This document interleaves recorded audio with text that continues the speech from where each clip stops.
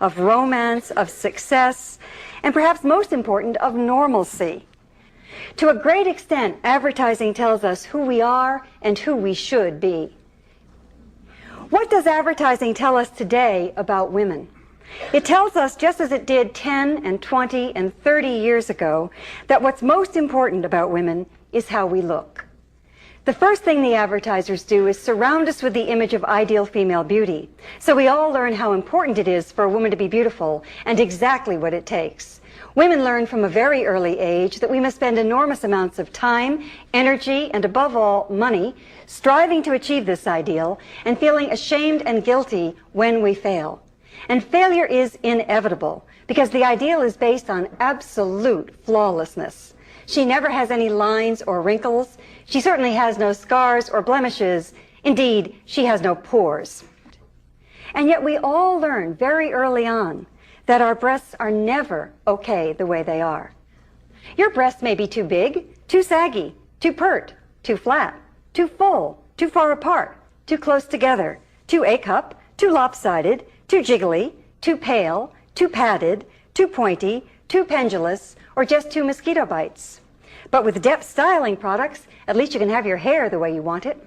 Men's bodies are rarely dismembered in advertising, more than they used to be. But this ad was so shocking that the ad itself got national media coverage. To be a real man, to be tough, strong, independent, respected, means fitting into this narrow box that defines manhood. The terms that are the opposite of that, wuss, wimp, fag, sissy, are insults that are used to keep boys boxed in. So if you're a boy, it's pretty clear there's a lot of pressure on you to conform, to put up the act, to be just one of the guys. So the next question is, where do boys learn this? Obviously, they learn it in many different places. They learn from their families, their community. But one of the most important places they learn it is the powerful and pervasive media system, which provides a steady stream of images that define manhood as connected with dominance, power, and control. This is true across all racial and ethnic groups, but it's even more pronounced for men of color because there is so little diversity of images of them to begin with in the media culture. For example, Latino men are almost always presented either as boxers, criminals, or tough guys in the barrio, and Asian American men are disproportionately portrayed as martial artists or violent criminals.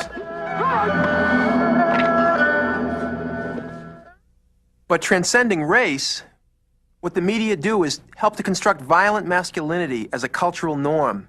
In other words, violence isn't so much a deviation as it is an accepted part of masculinity. And it was done primarily through fiction, because the old saying is monkey see, monkey do. And we emulate what we see, especially when it's done in a typical hero and heroine form. Very few of us here are actually mentally ill. I'm not saying you're not mentally ill. For all I know, you're crazy as a loon. But that's not why you're here. That's not why you're here. It's not why you're here. You're here because of the system. There's the television. It's all right there. All right there. Look, listen, Neil, pray. Commercials. We're not productive anymore, at least to make things anymore. It's all automated. What are we for then? We're consumers. Okay, buy a lot of stuff. You're a good citizen. But if you don't buy a lot of stuff, if you don't, what are you then, I ask you? What? Mentally ill. Fact, Jim, fact. If you don't buy things, toilet paper, new cars, computerized blenders, electrically operated sexual devices, stereo systems with brain-implanted headphones, screwdrivers, miniature built-in radar devices, voice-activated computers. Everything is brainwashing. I hope everyone understands that. Obviously, you can redefine brainwashing as being sort of a forced element for the sake of some other party that has no personal benefit. I personally have a problem with, and I question a lot of these things. Give you an example. I saw a slogan on the guy's car that said, "Proud to be an American." And I thought, well, what the fuck does that mean? Proud to be an American. You see, I've never understood national pride. I've never understood ethnic pride because I'm Irish, and all four of my grandparents were born in Ireland, so I'm fully Irish.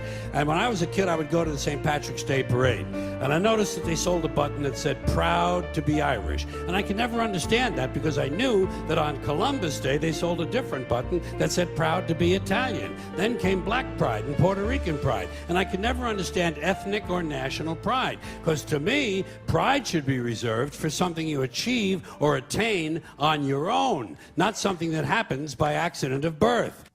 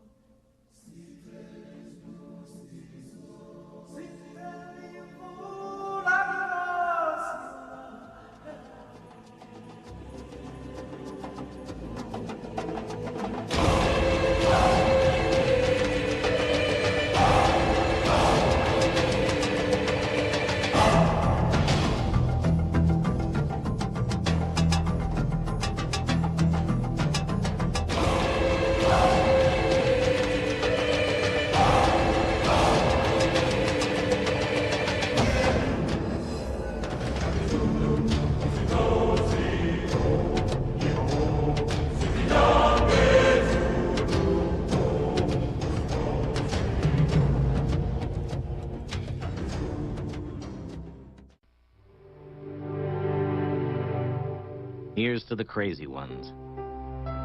The misfits, the rebels, the troublemakers, the round pegs in the square holes, the ones who see things differently. They're not fond of rules, and they have no respect for the status quo. You can quote them, disagree with them, glorify or vilify them, but the only thing you can't do is ignore them, because they change things. They push the human race forward. And while some may see them as the crazy ones, we see genius. Because the people who are crazy enough to think they can change the world are the ones who do. In music, one doesn't make the end of a composition the point of the composition. If that were so, the best conductors would be those who played fastest. And there would be composers who wrote only finales. People go to concerts just to hear one crashing chord, because that's the end. But we don't see that as something brought by our education into our everyday conduct. We've got a system of schooling which gives a completely different impression. It's all graded. And what we do is we put the child into the corridor of this grade system with a kind of, come on, kitty, kitty, kitty. And yeah, you're going to kindergarten, you know. And that's a great thing, because when you finish that, you'll get into first grade. And then, come on, first grade leads to second grade, and so on. And then you get out of grade school, you've got high school, and it's revving up, the thing is coming. Then you're going to go to college, and by Jove, then you get into graduate school. And when you're through with graduate school, you go out to join the world. And then you get into some racket where you're selling insurance. And they've got that quota to make. And you're going to make that. And all the time, this thing is coming. It's coming. It's coming. That great thing, the success you're working for. Then when you wake up one day about 40 years old, you say, my God, I've arrived. I'm there. And you don't feel very different from what you always felt. And there's a slight letdown because you feel there's a hoax. And there was a hoax.